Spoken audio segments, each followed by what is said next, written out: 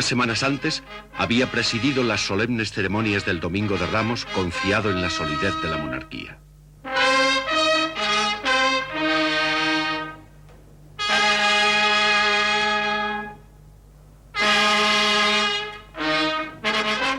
Sin embargo, el rey estaba más aislado que nunca. La clase obrera lo consideraba el símbolo de la opresión. La clase media no le perdonaba su respaldo a los 7 años de dictadura del general Primo de Rivera. Incluso para la clase dirigente, la monarquía ya no representaba una garantía de continuidad. La escasa popularidad de la monarquía había quedado patente en la victoria de los candidatos republicanos en las principales ciudades durante las elecciones municipales del 12 de abril de 1931. El júbilo del pueblo y las escasas muestras de adhesión a la corona hicieron comprender a Alfonso XIII su aislamiento. Mientras el país celebraba la proclamación de la República, abandonó Palacio por última vez rumbo a un exilio voluntario. Los nuevos gobernantes, en su mayoría liberales de clase media, no podían haber elegido un momento menos propicio para realizar las profundas reformas que España requería. En el resto de Europa, las democracias parlamentarias estaban en crisis, debilitadas por la depresión económica mundial, amenazadas por los totalitarismos de izquierda y de derecha. Para la nueva democracia española el panorama era aún más sombrío. En una sociedad atrasada y profundamente dividida, la República había despertado unas expectativas de cambio que difícilmente podía satisfacer. En la euforia inicial, republicanos y socialistas confiaban en que su programa de reformas resultaría en la transformación que tantos españoles anhelaban. Justino de Azcárate formaba parte del primer gobierno de la República. Que esa sensación de libertad, la desaparición del régimen de censura, se llevaba muchos años en que las publicaciones estaban sometidas a un régimen de censura y el ejercicio de la libertad de cátedra también. Todo sería fundamentalmente por esa línea de la libertad. Y por el otro, la creación de una legislación que crease una situación de orden social y económica más justa, más igualitaria. Los trabajadores del campo y la ciudad, mal pagados, mal alimentados y frecuentemente en paro, esperaban que las prometidas reformas fueran drásticas e inmediatas.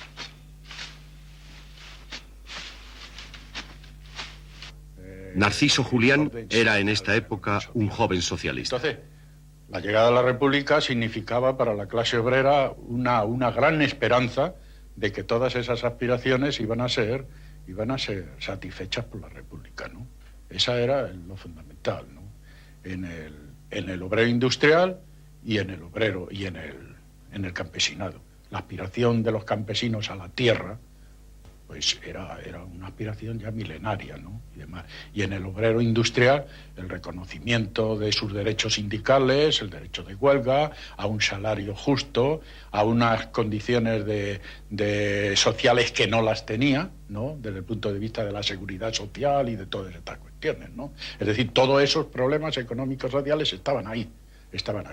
La llegada de un régimen democrático, la llegada de la República, significaba para la inmensa mayoría de los obreros esa gran esperanza, esa aspiración de que ahí se iba por fin a cumplir esas aspiraciones.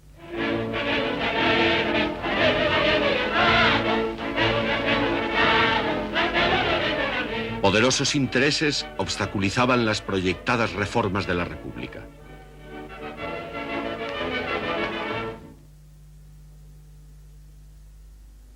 Una iglesia profundamente conservadora que se oponía a la liberalización.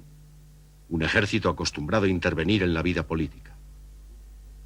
Una clase dominante decidida a mantener sus privilegios. Andalucía era una región de profundos contrastes sociales y económicos, de latifundios y grandes terratenientes. Estas desigualdades alimentaban el resentimiento de más de 700.000 jornaleros que vivían en la miseria. Habla Timoteo Ruiz. Por una parte, una cantidad enorme de obreros agrícolas sin ningún medio, y por otra, unos cuantos señores que eran los propietarios. Con todo lo que trae consigo, eso conlleva de vejaciones, hasta el extremo de que aquí se contrataba a los peones, trabajo, una especie como si fuese un mercado de ganado. Porque aquello era casi una Vázquez Guillén. que no podía entonces no había base, el sueldo pagaban lo que los patronos querían pagar.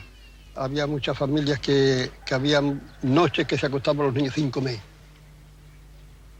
porque no se ganaba lo suficiente para cómo estaba la subsistencia.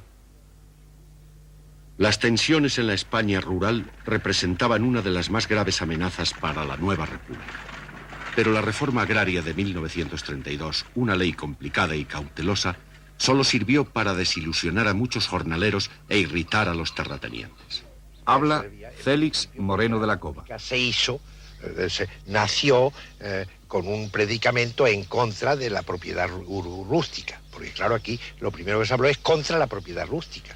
Es decir, la República trajo el eslogan ni Dios ni propiedad ni amos, que es un idioma semi-anarquista, ¿no? Que esta es la realidad, ¿no?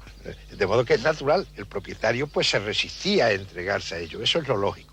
El deseo de poseer tierra de los campesinos es algo innato, y entonces la propaganda en relación con la reforma agraria que proponía la República despertó mucho interés y como consecuencia muchas adhesiones a la República. Pero creo que fue una frustración para los campesinos el que eso no se realizase. Hasta el extremo de que aquí hubo prácticas de ocupación de tierra por campesinos. Los jornaleros querían apoderarse de las tierras que la República dudaba en entregarles. ¿Había realmente alguna posibilidad de reforma pacífica en el campo? José Vergara, un agrónomo liberal delegado de la reforma agraria en Toledo, comprendió pronto que su tarea era imposible.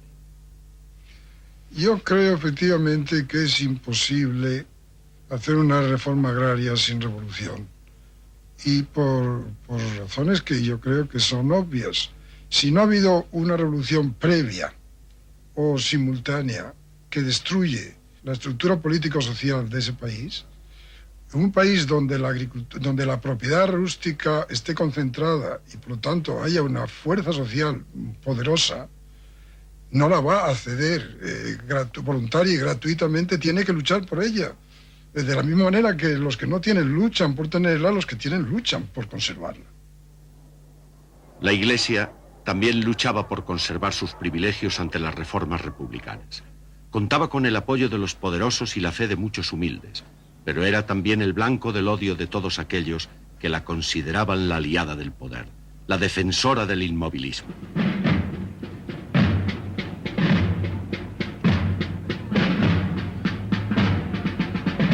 Se decía que los españoles andaban siempre detrás de sus sacerdotes con una vela o con una estaca. Los republicanos y socialistas en el gobierno estaban decididos a reducir el poder de la Iglesia.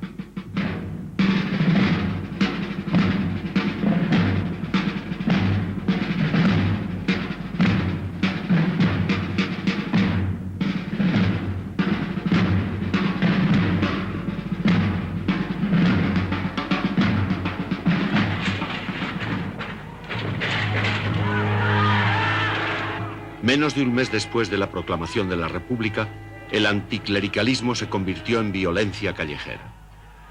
Después de un enfrentamiento entre monárquicos y republicanos, las turbas prendieron fuego a 6 iglesias en Madrid. Habla Pilar Primo de Rivera. Ido a misa donde habíamos hecho la primera comunión, donde nos habían bautizado. Sí, fue un día tremendo, el día del 11 de mayo, la quema de los conventos, de unas tristezas, de unas angustias, y de pensar además de que aquello se consentía, porque no se le ponía remedio. Iban las turbas quemando iglesias, quemando conventos, y no pasaba nada, y nadie salía en defensa de aquello. Pues fue un día tremendamente triste. La policía no hizo nada para impedir la quema de los conventos. Manuel Azaña, futuro presidente de la República, dijo ese día que todos los conventos de Madrid no valían la vida de un republicano.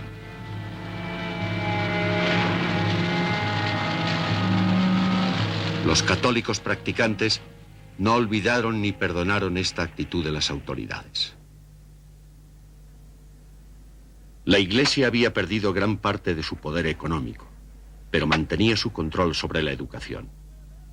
En un país donde casi la mitad de la población era analfabeta, la República tenía que romper el control de la Iglesia para crear un moderno sistema de enseñanza laica. En el primer año de la República se abrieron casi 10.000 nuevas escuelas. El arte y la cultura empezaron a llegar a todos los rincones de España.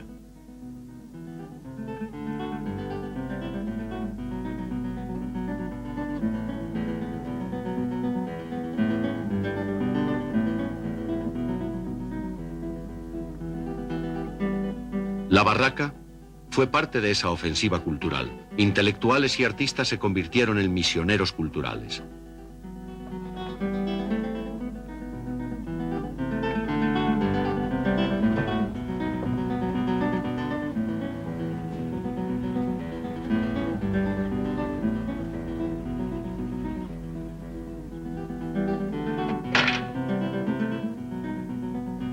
El poeta Federico García Lorca fue uno de los que llevó el teatro clásico por primera vez a las zonas más remotas del país.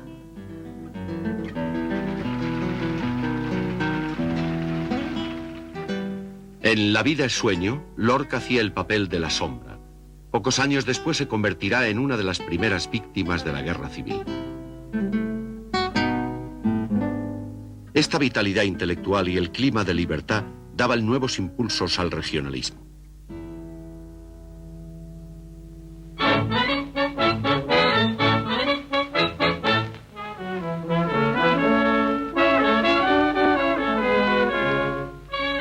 Histórica y culturalmente, Cataluña y el País Vasco eran las dos regiones más claramente diferenciadas del resto de España.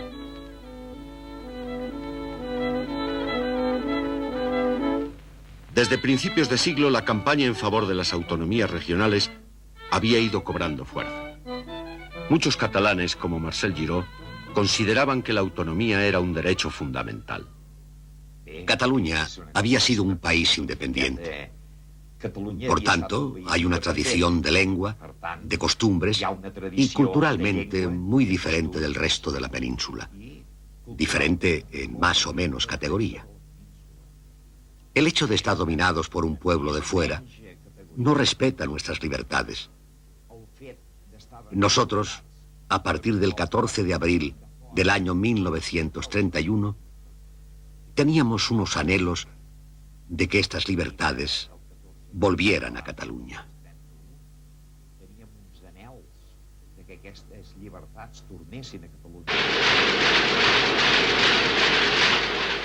Cataluña y el País Vasco eran regiones más industrializadas y prósperas que el resto de España. Eran sociedades más avanzadas y cada día más descontentas ante el dominio de un centralismo anticuado.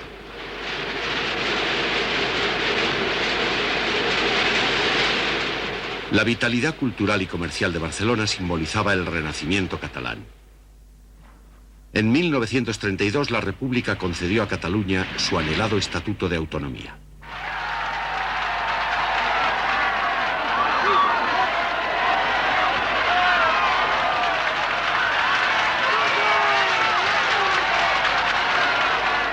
Manuel Díez Alegría y muchos otros militares estaban alarmados ante la perspectiva de autonomías regionales.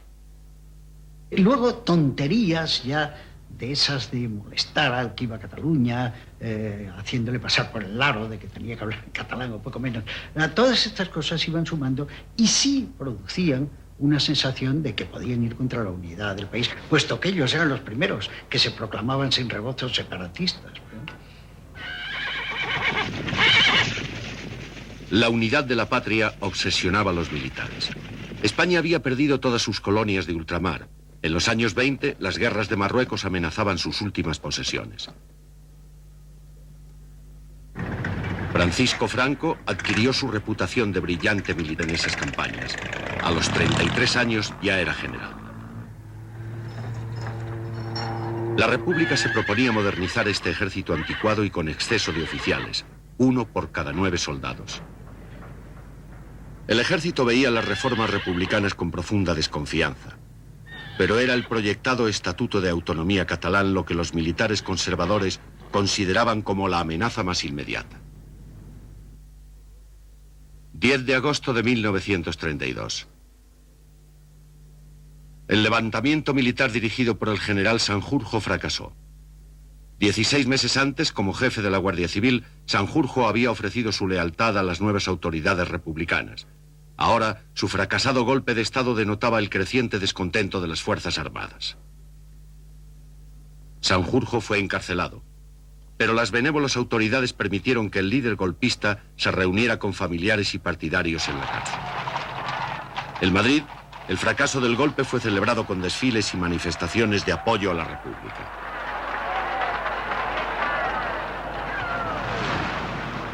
La rebelión de Sanjurjo había sido prematura. La derecha todavía no estaba dispuesta a enfrentarse abiertamente a la República. Sin embargo, el descontento iba en aumento.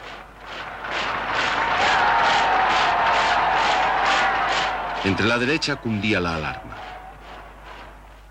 Entre la izquierda, la desilusión ante la lentitud de las reformas republicanas.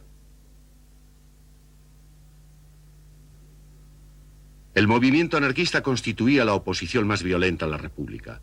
En el resto de Europa, el anarquismo como fenómeno de masas había desaparecido después de la Primera Guerra Mundial. En España siguió creciendo, especialmente en Andalucía y Cataluña, agrupado en torno a una organización anarcosindicalista, la Confederación Nacional del Trabajo, CNT, que ya en 1920 tenía 700.000 militantes. Su objetivo final era la total emancipación de los trabajadores. Su instrumento, la huelga revolucionaria. La intelectual anarquista Federica Montseny explica así las raíces de su movimiento.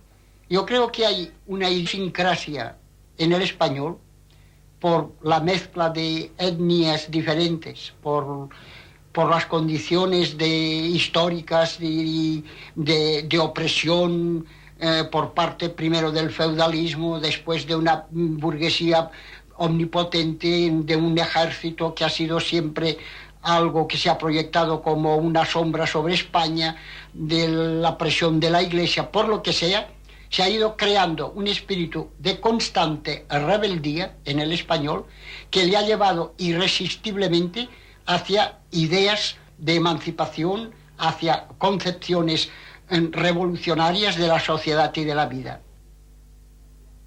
Los anarquistas se oponían a la República por principio. Rechazaban cualquier tipo de gobierno, ya fuera monarquía o república. Luchaban por una sociedad libre e igualitaria, sin Dios, sin amos y sin propiedad privada.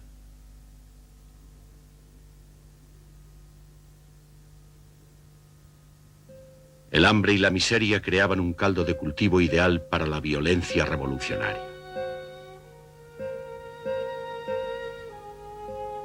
En enero de 1933, los anarquistas encabezaron levantamientos en varios pueblos andaluces. Uno de ellos fue Casas Viejas. En Casas Viejas la policía no tuvo piedad con los sublevados. Los presos fueron ejecutados.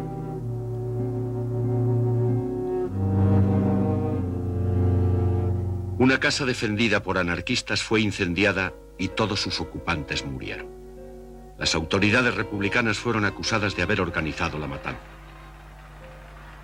Escándalos como el de Casas Viejas, la lentitud de las reformas y el creciente desempleo impulsaron a los socialistas a abandonar un gobierno desprestigiado.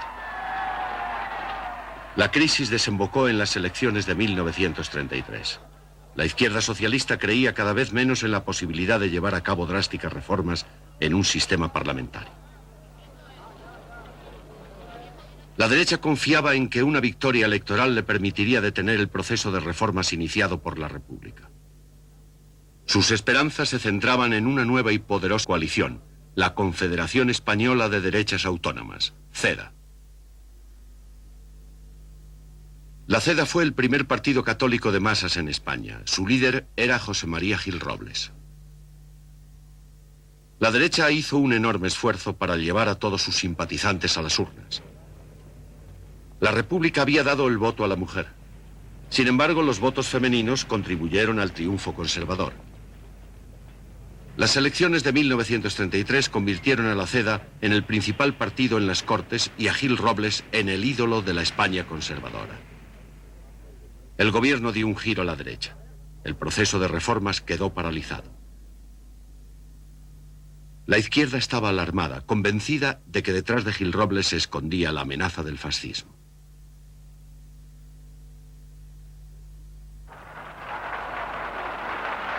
E oggi il popolo italiano e il regime fascista sono una unità compatta, infrangibile, formidabile, che può sfidare come sfida tutti i suoi nemici e anche l'altare del pecho. En 1934 el fascismo se extendía por Europa. Las dictaduras reemplazaban a las democracias parlamentarias. Los socialistas españoles temían que lo mismo ocurriera en España si la CEDA ocupaba el poder.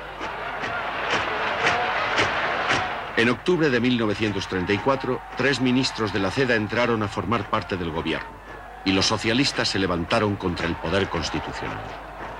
Sócrates Gómez era un militante de las Juventudes Socialistas. El espíritu del 14 de abril. Que había habido un proceso de regresión muy grave en la política española y que estábamos, y éramos conscientes de ello, a punto de que se produjera una situación sin guerra civil, pero con el entronizamiento del fascismo en España, aunque más o menos disfrazado a través de figuras como la de Gil Robles, que después tiene otros planteamientos, y eso nos aconsejó el ir al movimiento huelguístico, que no tenía el carácter de un movimiento huelguístico de tipo reivindicativo, parcial, de salarios o horarios de trabajo, de cualquier otra naturaleza, sino que tenía un gran contenido revolucionario, con intención de conquista del poder. La huelga revolucionaria fracasó en todo el país con una excepción, Asturias.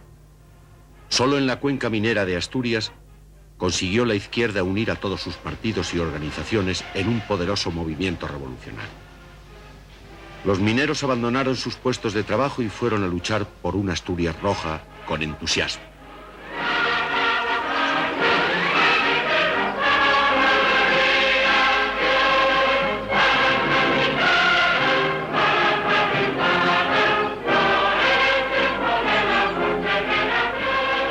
Habla Manuel Montequín.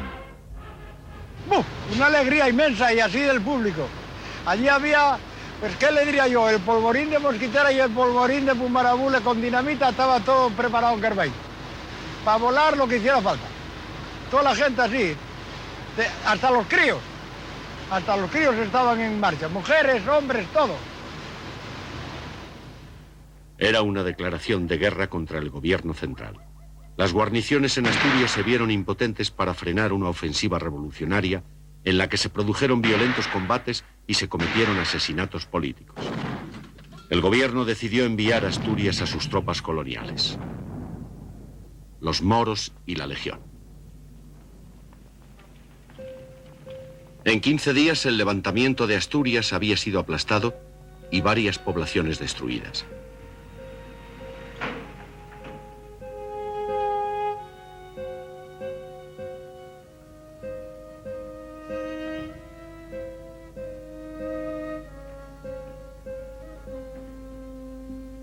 Desde Madrid, el general Franco había coordinado la ofensiva. La Guardia Civil y el Ejército actuaron sin contemplaciones contra los mineros derrotados. La Guardia Civil, el Ejército y algún cacique de pueblo que andaba con ellos, aquel y aquel tuvieron por allá, ¡pumba! Fueron los que los llevaron a todos. Y eso fue la causa de todo lo que ocurrió. Mataron a gente de todas clases, ¿eh? Casi 2000 personas murieron en la Revolución Asturiana, algunas de ellas ejecutadas sin previo juicio. Miles de republicanos y socialistas en toda España fueron encarcelados. La rebelión había fracasado en casi todo el país, principalmente por la falta de cohesión. Pero la izquierda había aprendido una valiosa lección. Durante los 2 años siguientes, el llamado Bienio Negro, la represión contribuiría a forjar la unidad de la izquierda. Esta unidad quedó plasmada en el Frente Popular, la coalición de izquierdas formada ante las elecciones de 1936. Los anarquistas no entraron a formar parte del Frente Popular, pero apoyaron la campaña para la liberación de los presos políticos. En la derecha, Gil Robles lanzó una agresiva campaña electoral, presentándose como la última defensa ante una inminente revolución bolchevique. El Frente Popular obtuvo una ajustada victoria.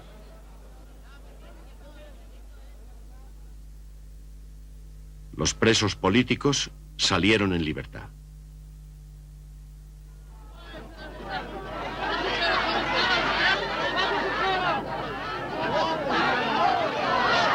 Dolores Ibarruri, la pasionaria, había sido elegida diputada por Asturias. Entonces yo fui a la cárcel. El director había oído. El subdirector estaba allá. Y le dije, hay que poner a los presos en libertad. Y dijo, yo no he recibido ninguna orden. Le dije, yo soy diputado por Asturias. Yo ya iba en plan grande, porque ya era diputado. Le dije, yo soy el diputado por Asturias y yo le ruego a usted que me dé las llaves, porque hoy mismo salen los presos a la calle. Y me dijo, téngalas. Yo iba por los corredores de la cárcel de Oviedo gritando, camaradas, todos a la calle. Fue emocionante, de verdad fue emocionante.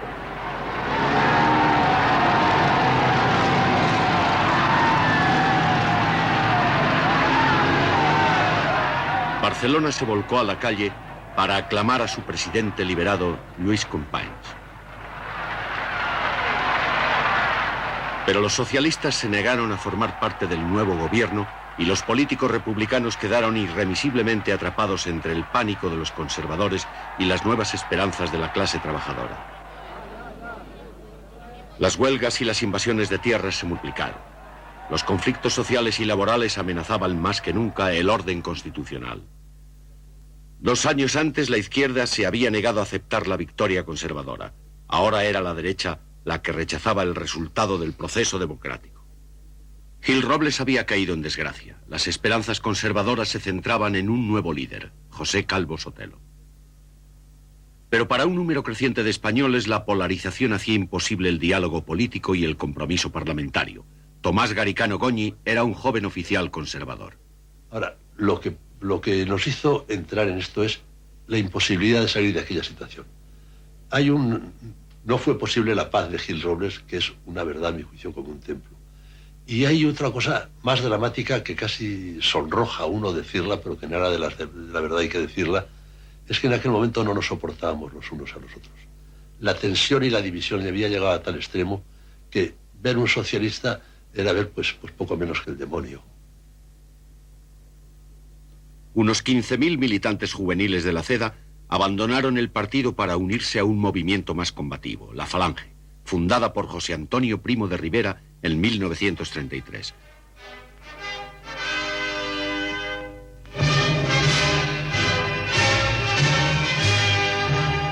José Antonio, en correcto inglés, explicaba así la ideología falangista.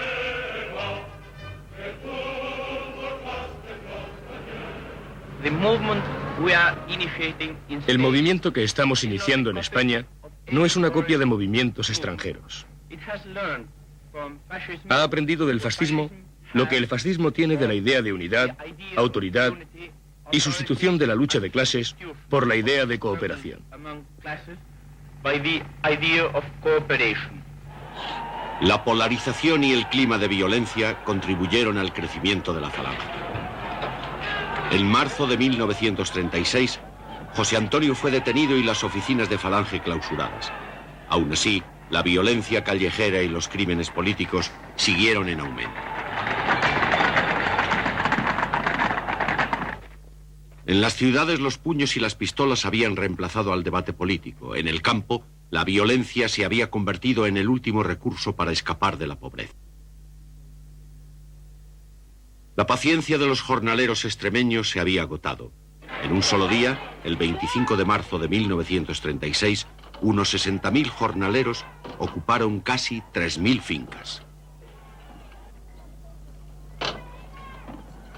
Los terratenientes ya no temían solo por sus posesiones, sino por sus vidas.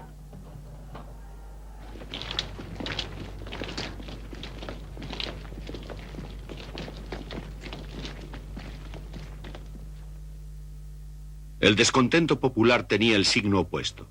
En Navarra, el feudo carlista de campesinos profundamente conservadores, dispuestos a defender Dios, patria y rey hasta la muerte.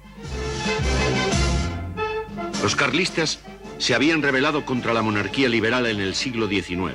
Ahora se disponían a enfrentarse a una república que consideraban roja y atea. Para un número creciente de militares, el golpe de Estado era la única forma posible de restablecer el orden. Advertido de las conspiraciones militares, el gobierno decidió enviar a los generales más abiertamente derechistas lejos de la península.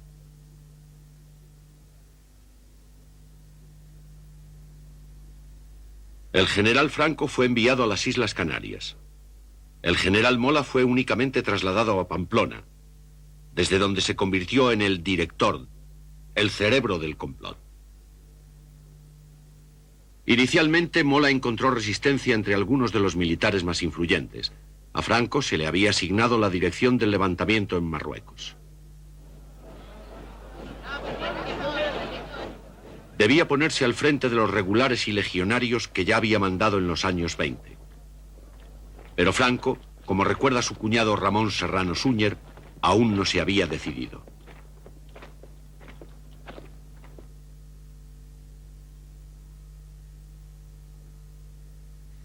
Franco pensó siempre en que estaba obsesionado con el comunismo, desde luego, y que había que cortar el paso al comunismo.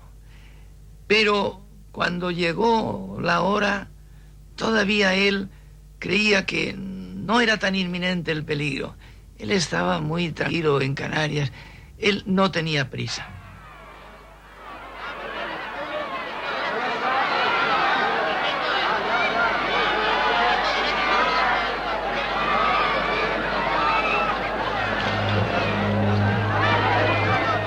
Primero de mayo de 1936. Las manifestaciones sindicales tenían por objeto demostrar a los enemigos de la República el poder de la izquierda. El socialista Francisco Largo Caballero, apodado el Lenin español, se había convertido en un líder revolucionario. Sus discursos incendiarios en defensa de la dictadura del proletariado sembraban el pánico entre la derecha. La tensión se hacía insoportable. Durante esta manifestación cundió el rumor de que unas monjas habían dado a los niños caramelos envenenados. Grupos de manifestantes atacaron y prendieron fuego a un convento. Las autoridades republicanas se debatían en la incertidumbre. Luchaban por evitar el total hundimiento del Estado. Los socialistas seguían negándose a formar parte del gobierno. Como resultado, el aislamiento del gobierno era cada día mayor. El 16 de junio, Calvo Sotelo se declaró partidario de un Estado fuerte e integrado que pusiera fin a las huelgas, a los sueldos de hambre y a la anarquía. Finalizó diciendo: a este Estado le llaman muchos Estado fascista, pues si este es el Estado fascista, yo que participo en la idea de ese Estado, yo que creo en él, me declaro fascista.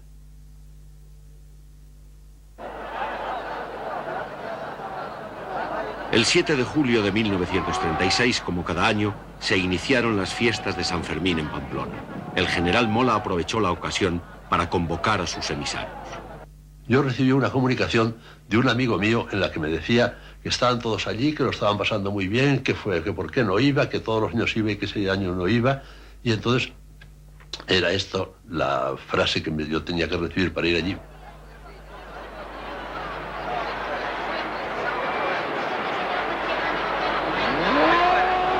Bajo el bullicio de las fiestas, Mola y sus colaboradores intentaban resolver sus últimos problemas.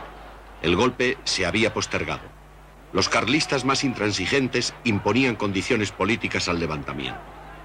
Algunos oficiales vacilaban, otros se negaban a traicionar a la República.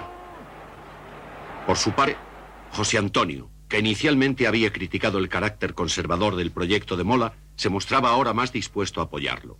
Mola decidió que había llegado el momento. Y me estuve con él, me dijo: bueno, ya está todo preparado. Me dijo quiénes eran los jefes que iban a ir a cada una de las regiones. Desde las Canarias, Franco se comunicó nuevamente con el cerebro de la conspiración. Los primeros días de julio, el 6 o el 7 de julio, hizo llegar un mensaje al general Mola, que era el director, con un papelito que llevó un enlace, una señorita en un cinturón, con un papelito en el que decía geografía Tetuán insuficiente. Franco, prudente y calculador, aún no estaba seguro de que hubiera llegado el momento. Lo que produjo una gran contrariedad al director, a Mola, y una gran irritación. Y dijo, así nunca será tiempo, y lo que va a suceder es que no vamos a llegar a tiempo porque el gobierno va a desarticularlo todo. Aún así, el plan para trasladar a Franco a Marruecos siguió adelante. El contacto de Mola en Londres localizó a un piloto independiente, el capitán Webb, en el aeropuerto de Croydon.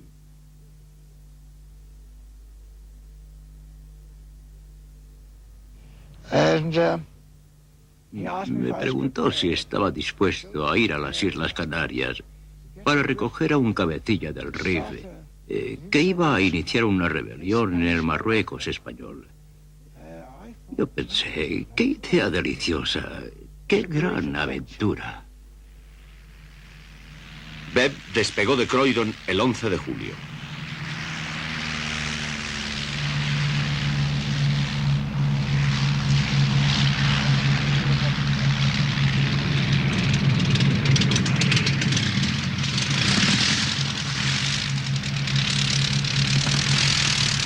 El 12 por la noche ya había aterrizado en Casablanca, camino de las Canarias. Esa misma noche en Madrid iba a desencadenarse la tragedia.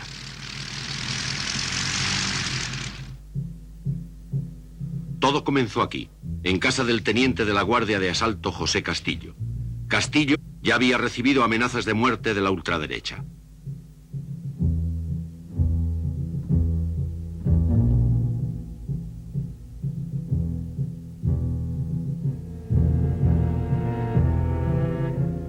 Eran casi las 9:30 de la noche cuando salió de su casa camino de la comisaría. Un paseo de 10 minutos.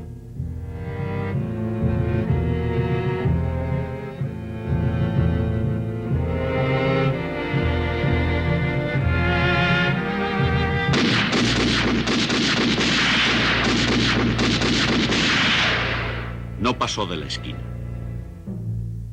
La noticia del asesinato llegó rápidamente a los otros oficiales de la Guardia de Asalto. Indignados, los oficiales exigieron de las autoridades una lista de sospechosos a los que detener. El sobre con la lista llegó a la comisaría de Pontejos cerca de la Puerta del Sol.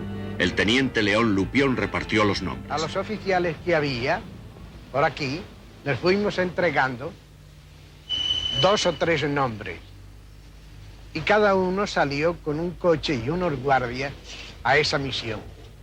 Y al final de todo, en esta parte, exactamente, estaba la camioneta 17. La camioneta 17 fue la última en partir. Nadie sabe la lista de detenciones que llevaba. Lo único seguro es que la camioneta se dirigió a la casa de José Calvo Sotelo.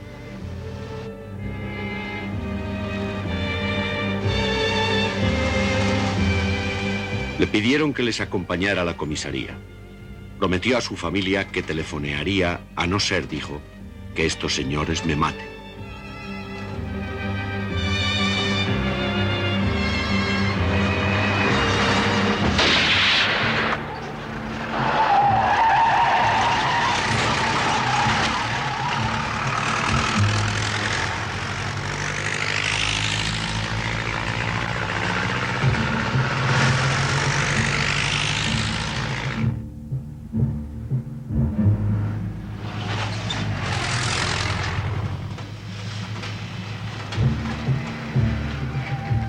Su cadáver fue depositado en el cementerio.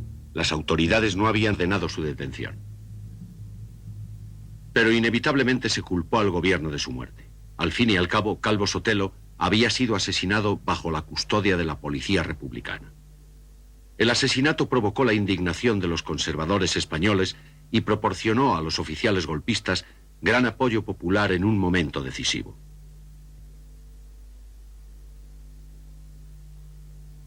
Entonces, todas las dudas y vacilaciones que aún existían con respecto a la posibilidad de pronunciarse ya o de esperar algo más para que la descomposición fuera mayor y la justificación también mayor, esas dudas desaparecen.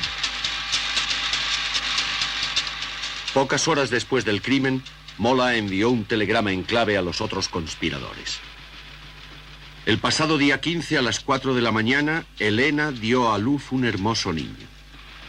El mensaje contenía la fecha, la hora y el lugar de la sublevación. El 18 de julio a las 17 horas en Marruecos. El gobierno sabía que el estallido podía producirse en cualquier momento, pero no adoptó las medidas necesarias para evitarlo. Mientras tanto, los partidos de izquierda y los sindicatos se preparaban para resistir el levantamiento. A medianoche, Indalecio Prieto y otros socialistas visitaron al primer ministro Casares Quiroga para pedirle que entregara armas al pueblo. Casares Quiroga se negó, temiendo que el gobierno republicano fuera a perder su última posibilidad de mantener el orden. En la madrugada del 14 de julio, el capitán Beb despegó de Casablanca rumbo a las Canarias. Esa misma mañana los entierros del teniente Castillo y de Calvo Sotelo simbolizaban la inexorable división de la sociedad española. Los puños en alto rendían homenaje a Castillo. Los saludos fascistas daban el último adiós a Calvo Sotelo. Ya no había posibilidad de reconciliación.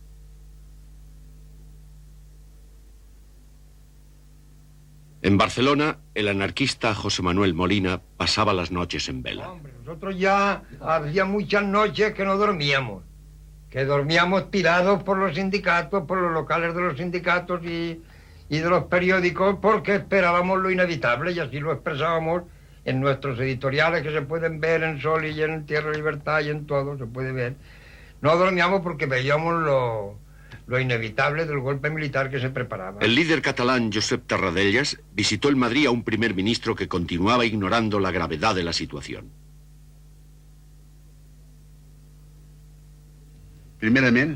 Mientras estábamos hablando, llegó una noticia. Llegó un télex de que en Marruecos empezaba a haber unos generales que no estaban conformes. Unos generales que se decía si se sublevaban o no se sublevaban. Aún no se hablaba en aquellos momentos del general Franco. Entonces le dije, amigo Casares, le veo pesimista. Creo que el ejército va a hacer alguna cosa que va a detener la democracia en España. Contestó, estoy seguro de que no será así. Casares Quiroga seguía convencido de que un levantamiento militar estaba condenado al fracaso. El 17 de julio, antes de lo planeado, estalló el levantamiento aquí, en Melilla. Al día siguiente se extendió al resto de Marruecos, incluso antes de que Franco llegara para ponerse al frente de las tropas. Los rebeldes creían que el golpe triunfaría rápidamente. El gobierno de la República se creía con fuerzas suficientes para aplastar el levantamiento.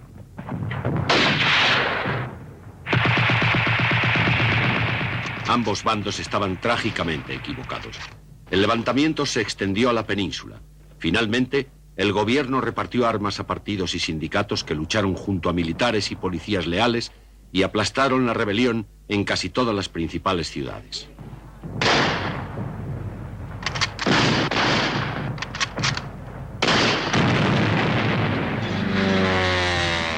Ni los rebeldes ni la República tenían fuerzas suficientes para imponerse. El levantamiento se convirtió en contrarrevolución.